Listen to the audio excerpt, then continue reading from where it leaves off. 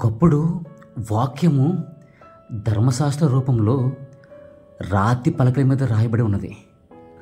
రాతి పలకల మీద ఉన్న వాక్యము ఖచ్చితంగా నెరవేర్చాలి. ఇదిగో చూడండి, ఒక పోలీస్ డ్రెస్ అంటే లా అండ్ ఆర్డర్ ఒక రోబో వేసుకుంది. ఆ రోబోకి ఎమోషన్స్ ఫీలింగ్స్ లేవు.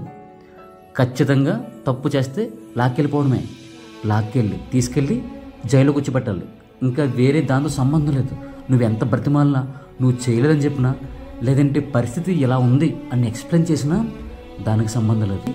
అదే రాతి మీద రాయబడిన ఆజ్ఞలు. అప్పుడు రాయది, దానికి దేంతో సంబంధం లేదు. తప్పు అని ఉంటే అంతే, ఖచ్చితంగా శిక్షించాలి. కానీ ఇప్పుడు యేసయ్య వచ్చాడు, మనందరికీ కృపను చూపిస్తున్నాడు కదా. ఆజ్ఞలు లేవైన దగ్గర ఆజ్ఞలు పాటించకూడదా? దానికంటే గొప్ప ఆజ్ఞలే ఉన్నాయి.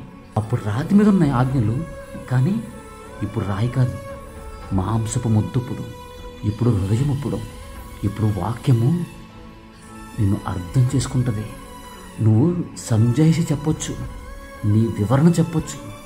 నీ వివరణ వాక్యం వినగలదు. ఇప్పుడు అప్పుడు రాయి డిసైడ్ చేస్తే, ఇప్పుడు హృదయం, మనిషి, వాక్యము శరీరధారిగా వచ్చింది.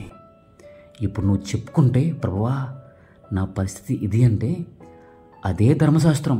కానీ ఇప్పుడు నీ పరిస్థితి, నీ బలహీనతను చూసి అది నీకు కృపను చూపిస్తుంది, నీకు మార్గాన్ని చూపిస్తుంది, నీతో మాట్లాడుతుంది. కానీ అదే ధర్మశాస్త్రం నిన్ను ప్రేమించి శరీరధారిగా వచ్చింది. ధర్మశాస్త్రం, వాక్యము.